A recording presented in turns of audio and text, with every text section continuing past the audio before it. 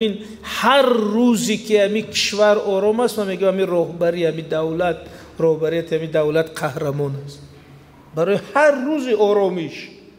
چون هر لحظه میتوند مثل اوکراین شود، هر لحظه میتوند مثل افغانستان شود. یگان خیلی افسانه است. این مشکلات که اوزی داریم، بالای مهاجری، بالای مرز، بالای ایسو همش سببش اینه که همین سیاست خارجی از یگان جا نمیپرسند. او گفته شده از من پرس، این میگه که نمیپرسم، میگه نمیپرسی مهاجرات هم خیلی میکنم، طالبای بسر روی میکنم، مرزت نارو میکنم، اقتصاد تا میشکنم. چرا خیلی میشد؟ این استقلال.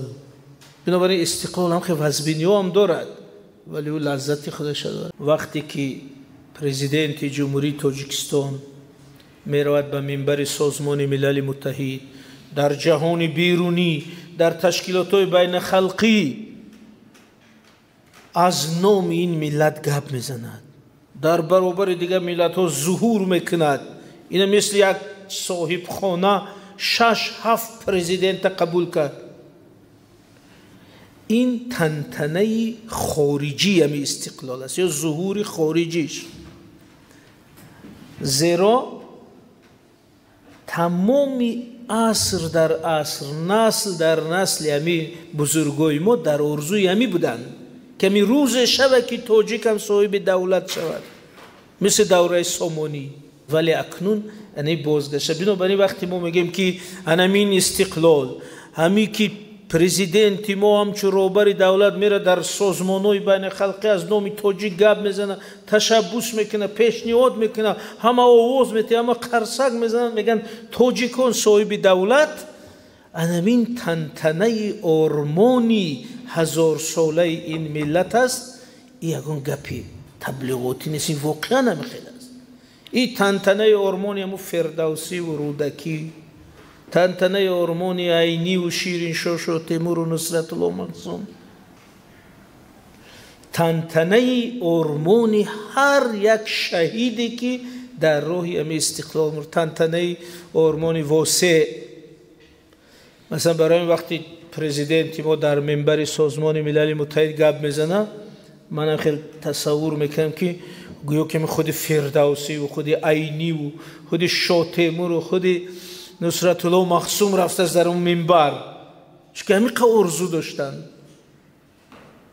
در همی حکمی. امی وجودم از همی صحیفه فیسبوکی من گرید به بچه ها نشونده، در همی حکمی قتلی نصرت الله مخزوم، پدری همی تاجیکستانی نو، بنیادگذار تاجیکستانی نو، نصرت الله مخزوم قهرمان تاجیکستان، در حکمش، در حکم قتلش نوشته است که این استقلال میخواست، برای همین کشته شود. انا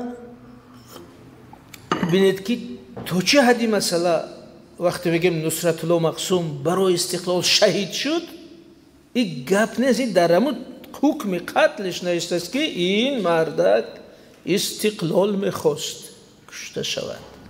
پونکت 5 نوشته است که این میخواست زبانی تاجیکی زبانی دولتی شود، باید کشته شود.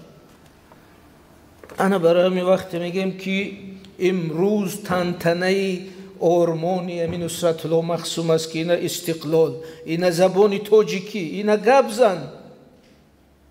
انا برای میگم که این تنتنه آرمانی هم است، چون او به همین جرم کشته شده است. شیرین شاش و تیمور هم خیلی 5 مکتوب می نویسد به ستالین، میگه خیلی کنی دولتی تاجیکو. بعد میگه که این بچه ای حد گذرون کشته شود. یعنی در مسئله دولت ملی هر دوش کشته شدن، در حالی که اینا جوان بودن بسیار.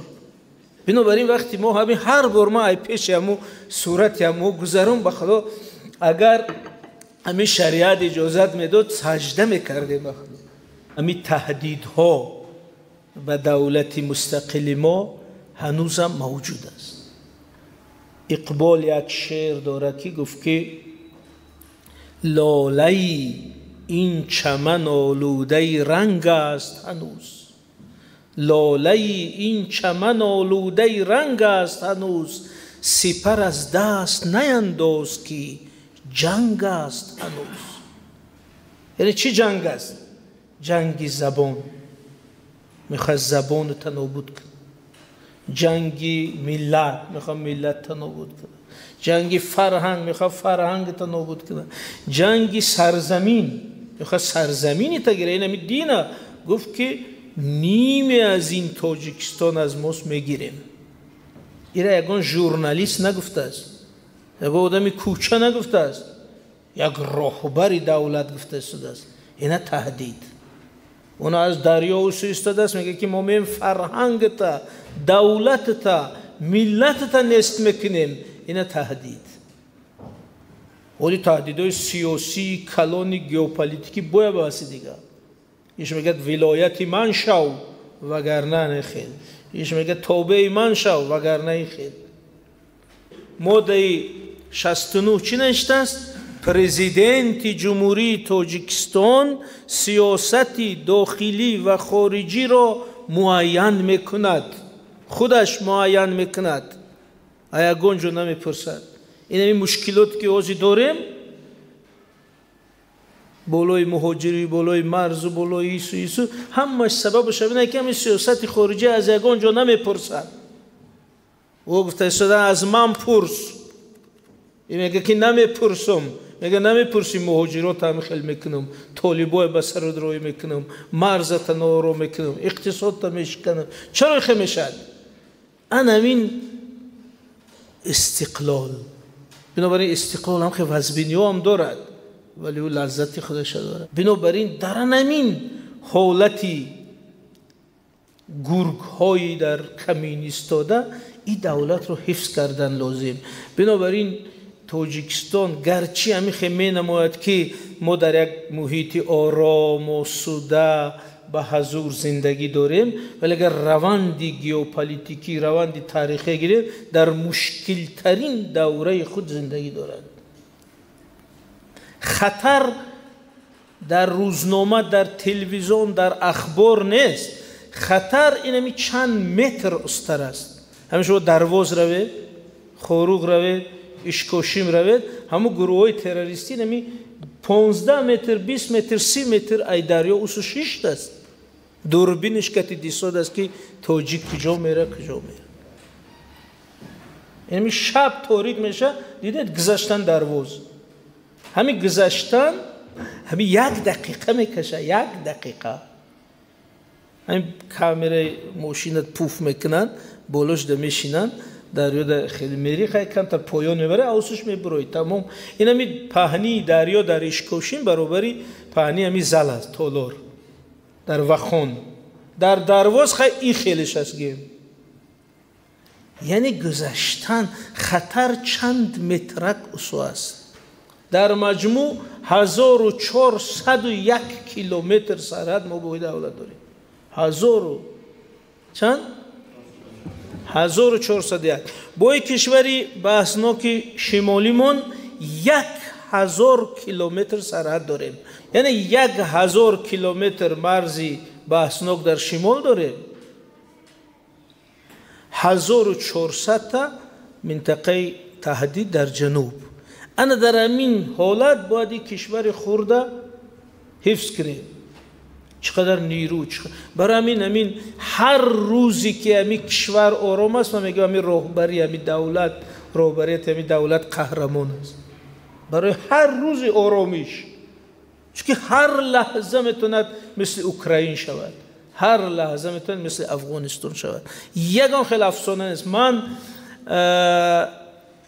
در همین مسئله همچون سیاست شناس میتونم، خیلی شما مثلا دکتری میگه که میره نخور گلو درد میشی، او به علمش باوری داره.